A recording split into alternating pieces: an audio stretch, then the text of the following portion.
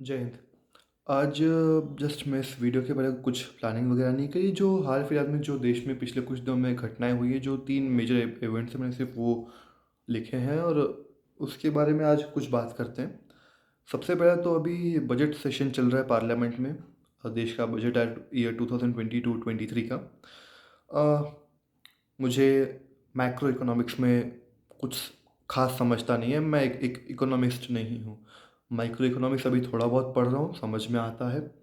Macro में मुझे ज़्यादा कुछ समझ में नहीं आता, तो मैं एक इकोनॉमिस्ट नहीं बनूँगा। बट जो मेरा एनालिसिस है, एनालिसिस उस पॉलिसी का नहीं, मगर जो एक इन जनरल एनालिसिस होता है, जो मेरा थॉट प्रोसेस है, मैं वो आप लोगों के सामने रखता हूँ कि जो बजट है, एक तो पहली बात ये हमेशा से होता आया है। जब जो अभी की जो रूलिंग पार्टी, ये जब पहले अपोजिशन में थी, अपोजिशन की पार्टी आज तो एंड वाइस वर्सा, तो ये तब भी होता है कि बजट कभी भी भाई 120 करोड़ की तब आबादी थी, आज 140 करोड़ टच होने में या 6 से हो भी चुकी है। अब ऐसा बजट नहीं बना सकते कि जिससे हर एक व्यक्ति खुश हो। लोगों का कहना है कि भाई जो जो हाई क्लास जो बिजनेसमैन है, उनको ध्यान में रखते हुए बजट बनाया गया, मिडिल क्लास का ध्यान नहीं रखा गया है। इस मुझे बजट के बारे में ज़्यादा कुछ आइडिया नहीं है। अगर जो ऐसा है तो अकॉर्डिंग टू मी ये सही है, क्योंकि अ, अगर जो मिडिल क्लास के पास में पैसा जाता है, मैं मिडिल क्लास के अगेंस्ट में नहीं हूँ, I like to mention that prior to everything. मैं मिडिल क्लास के खिलाफ नहीं हूँ। अगर जो मिडिल क्लास के पास में पैसा जाता है, उनका स्टैंडर्ड ऑफ लिविंग इम्प्रूव होना बहुत ज़रूरी है। मगर अब फॉर एग्जांपल जैसे मेरे पापा एक स्मॉल बिजनेस है। अगर जो पापा की इनकम बढ़ती है, घर में ज़्यादा पैसा आता है, तो obviously I would prefer the imported brands. तो जो पैसा है वो, अगर जो मिडिल क्लास के पास में ज़्यादा होता है, अगर जो एक्सेसिव ज़्यादा पैसा जा रहा है, तो वो पैसा फिर एक्सपोर्ट होगा। जो एक पैसा है वो बाहर जाएगा। मैं इंपोर्ट करूँगा तो बदले में वो करेंसी एक्सचेंज होगी। इसके बजाय अगर जो यही पैसा बिजनेसमैन के पास में जाता जाता है, तो इंफ्रास्ट्रक्चरल डेवलपमेंट होके वो फ्रेश मशीनरीज इंडिया में ला सकते हैं। नई टेक्नोलॉजी जैसे 5G इंडिया में डेवलप हो रहा है, उसमें पैसा लगेगा, तो पैसा ज़्यादा करके इंडिया में रहेगा या फिर एक्सपोर्ट में इन्वेस्ट होगा। तो इवेंचुअली ये देश की इकोनॉमी है को डायरेक्टली इस तरीके से अफेक्ट करता है, ये मेरा मानना है। मैं पहले ही बोल चुका, I am not an economist. एक ये बात हुई। एंड जैसा कि मैंने कहा कि हमेशा जो अपोजिशन है वो क्रिटिसाइज ही करता रहेगा, चाहे आप कैसा ही बजट लाइए। अगर जो यही बजट, चाहे कोई भी पार्टी की सरकार हो या कोई भी पार्टी अपोजिशन में हो, that does not make an difference. अगर जो यही बजट गरीबों के फेवर में आता, तो कहा जाता कि भाई आपने तो बिजनेसमैन का ध्यान ही नहीं रखा। बिजनेसमैन की वजह से तो देश की इकोनॉमी चलती है, ये बात आती। तो that is not the thing to discuss upon कि वो बजट में हमेशा खराबियां निकलेंगी ही। आप 130 करोड़ लोगों को खुश नहीं कर सकते एक डिसीजन से। आज सॉरी, कल विपक्ष के एक बहुत बड़े नेता है राहुल गांधी जी। इंसल्ट नहीं कर रहा हूँ, जस्ट बोल रहा हूँ। तो अब बड़े नेता तो हैं ही वो। उन्होंने एक स्टेटमेंट दिया, एंड मैं उनका ये स्टेटमेंट कोट करना चाहूँगा कि Pegasus is an instrument of destroying voice of union of states. तो अभी जिन लोगों को पेगासस के बारे में नहीं मालूम, उसके बारे में एक रफ आइडिया दे। तो पेगासस एक स्पाई सॉफ्टवेयर, एक सरल हिंदी भाषा में बोलते तो एक जासूसी का एक जरिया है। तो इसमें होगा क्या कि आपके मोबाइल पे एक व्हाट्सअप कॉल आएगा, जिसके भी मोबाइल में जो इंटेलिजेंस एजेंसीज है, उनको पेगासस डालना होगा। तो आपके मोबाइल पे जैसे फॉर एग्जांपल, अगर जो मेरे मोबाइल में उनको पेगासस डालना है, मेरे मोबाइल पे उनको स्पाई रखना है कि मैं किससे बात कर रहा हूँ, तो मुझे एक व्हाट्सअप कॉल आएगा और आधे के साथ में वो कट जाएगा 1 सेकंड के अंदर। मैं व्हाट्सअप के कॉल लॉग में जाऊँगा तो मेरे को वहाँ पे उसका कोई कॉल लॉग भी नहीं मिलेगा, तो मेरे को मालूम नहीं कि मेरे को किस नंबर से कॉल आया है।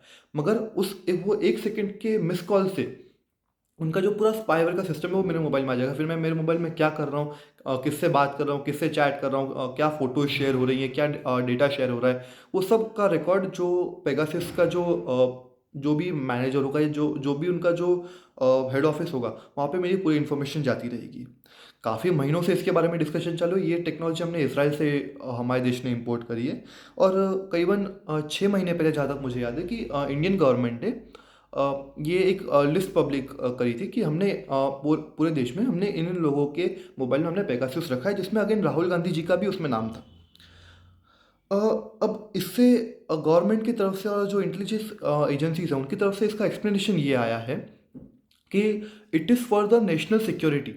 कि और ये बात काफ़ी हद तक सही भी है, क्योंकि आज की तारीख में जो भी जैसे देश में इंसर्जेंसी फैलाना होता है, टेररिस्ट अटैक्स होते हैं या कोई रायट होते हैं, वो मोबाइल पे ही प्लान होते हैं। आज की तारीख में वन टू वन डिस्कशंस बहुत कम होते हैं। जो जैसे पहले के ज़माने में होता था कि दो लोग कहीं पे दूसरे गांव में जाके मिले छोटे से, वहाँ पे उन्होंने प्लान किया कि ऐसे ऐसे अपन यहाँ पे बॉम्ब ब्लास्ट करेंगे, वैसा आज की तारीख में काफ़ी कम होता है। ज़्यादा करके चीज़ें सब फ़ोन के थ्रू ही होती है, because it is more convenient. तो it is for the security. अब सिक्योरिटी में फिर प्रिवेसी की बात आती है। तो former president of United States of America Barack Obama ने ये कहा है, और मैं इनको कोट करता हूँ कि you can not have 100% security and 100% privacy. या तो आपको 100% सिक्योरिटी मिलेगी या फिर आपको 100% प्राइवेसी मिलेगी। आपको दोनों नहीं मिल सकते। Something has to be compromised. और इसमें राहुल गांधी जी का भी नाम था, तो जाहिर सी बात है कि उनको बुरा लगा होगा। बट अगर जो आप दूध के धुले हो, अगर जो आपने कुछ गलत काम नहीं किया है, आपने देश का सेंसिटिव डेटा या आप किसी भी तरह से कुछ बाहरी लोगों से नहीं मिले हुए हो, तो भाई प्रॉब्लम क्या है? भाई मेरे पास अपना खुद का, मेरे पास में फ़ोन्स है। मेरा जो मेन फ़ोन है उससे अभी मैं शूट कर रहा हूँ। ये मेरा टैब है जिससे मैं पढ़ाई करता हूँ, मेरी क्लासेस चलती है। और ये मेरा एक स्टैंड बाय फ़ोन है। अब डालिए तीनों में पेगासस, मुझे कोई प्रॉब्लम नहीं है। वो कहते हैं ना, चोर की दाढ़ी में तिनका। मैं डायरेक्ट इल्ज़ाम नहीं लगा रहा हूँ, बट अगर जो आप उसको पेगासस के खिलाफ जाएंगे तो यही बात आएगी कि भाई आप छुपाना क्या चाहते हो सरकार से। आप सरकार मतलब एक रूलिंग पार्टी नहीं, एक सरकार से, आप इंडियन गवर्नमेंट से क्या छुपाना चाहते हो। और अब मैं पर्सनली राहुल गांधी को इसमें टारगेट कर रहा हूँ, बिकॉज भाई बहुत हो गया for me, for any individual जो एक भारतीय है। सबसे पहले भाई देश आता है। कोई पार्टी या कोई भी एक एजेंडा, प्रोपागेंडा, एनीथिंग, वो देश के बाद में आता है। देश की सिक्योरिटी वो सबसे पहले आती है। राहुल गांधी जी वही हैं जो अपनी माँ श्रीमती सोनिया गांधी जी के साथ में डोकलाम के टाइम पे जब कॉन्फ्लिक्ट चल रहा था चाइना के साथ में, तो ये चाइनीज़ कैंप में मिले थे। भाई आप कौन हो? आप सिर्फ एक एमपी हो, मेंबर ऑफ पार्लियामेंट। उसके अलावा आप कभी आप प्राइम मिनिस्टर, प्रेसिडेंट तो छोड़िए, आप कभी एक मंत्री भी नहीं रहे, because you belong to a specific family. तो आप या तो आप प्राइम मिनिस्टर रहेंगे या फिर आप कुछ नहीं रहेंगे। ठीक है। आज तक में 545 एमपीज हैं। कौन चाइना से जाके मिलता है वहाँ पे? और चाइना के ब्यूरोक्रेट्स आपसे और कौन से एमपी से आके मिलते हैं बिना गवर्नमेंट को इन्फॉर्म किया? और माइंड ये दोनों माँ बेटे, राहुल गांधी जी और सोनिया गांधी जी, बिना इंडियन गवर्नमेंट को इन्फॉर्म किए वहाँ पे चाइनीज एम्बेसी में लोगों से बातें कर रहे थे। क्यों भाई? आपको क्या काम पड़ गया वहाँ पे? आप तो कभी कोई मिनिस्टर भी नहीं रहे कि आप जैसे मिनिस्ट्रीज में होता है कि भाई ये एक प्रोडक्ट है जो हमें इंपोर्ट करना है, या एक ये कोई टेक्नोलॉजी है जिसके लेके हमें डील करनी है। आप तो कभी मिनिस्टर भी नहीं रहे किसी डिपार्टमेंट के, तो आपको क्या बात करनी पड़ी चाइनीज़ एम्बेसी और चाइनीज़ ब्यूरोक्रेट से? तो ये अगेन वही बात है कि अब और लोगों का इसमें, अब कांग्रेस के लिए ये विपक्ष के लिए सुझाव है मेरा कि पेगासस को आप देश की जनता की लड़ाई बनाने की कोशिश मत कीजिए। ठीक है। देश की जनता को कुछ ही फर्क नहीं पड़ता है कि अब एक आम आदमी के मोबाइल में अगर जो देशद्रोही नहीं है उसके मोबाइल में पेगासस नहीं आएगा, क्योंकि उसके पीछे थोड़ा सा खर्चा है। ठीक है। और 8 या 9 डिजिट्स में प्रोबेबली उसका एक्सपेंस है। एग्जैक्ट फिगर तो कभी पब्लिक नहीं होगा, बट ये सोर्सेस का कहना है। अब जो एक मिडिल क्लास आदमी है, जो एक आम आदमी है, जो देश में रहता है, रोज़ अपना काम करता है, जिसको पॉलिटिक्स से कुछ ज़्यादा लेना देना नहीं है, तो उसकी मोबाइल में पेगासस नहीं आएगा। तो आप इसको जनता की लड़ाई नहीं बना पाएंगे। It is just an waste of time. In democracy positive criticism is very important. Criticism दो तरह से होता है, एक या तो पॉजिटिव होता है या तो एक नेगेटिव होता है। Positive criticism is very important, और ये खुद प्रधानमंत्री जी भी कहते हैं कि पॉजिटिव क्रिटिसिज्म से डेमोक्रेसी और स्ट्रांग होती है। एक लास्ट बात आज का वीडियो ख़त्म करने के पहले, विंटर ओलंपिक्स 2022 जो भी करंट साल चालू है, विंटर ओलंपिक्स होने वाले बीजिंग में। अ, अब इसमें एग्जैक्टली मुझे ये वीडियो रिकॉर्ड करने के जस्ट थोड़ा टाइम पहले ही मुझे इसके बारे में न्यूज़ मिली। मैंने अभी तक कुछ खास पढ़ा नहीं है इसके बारे में, बट जो हर ओलंपिक्स में आपने देखा होगा, आम जनता के लिए मैं और सिंप्लीफाई करके बोलता हूँ कि ओलंपिक्स की शुरुआत में एक आदमी हाथ में मशाल लेके भागता है और एक बड़ी मशाल जलाते हैं, टॉर्च सेरेमनी या ओपनिंग सेरेमनी।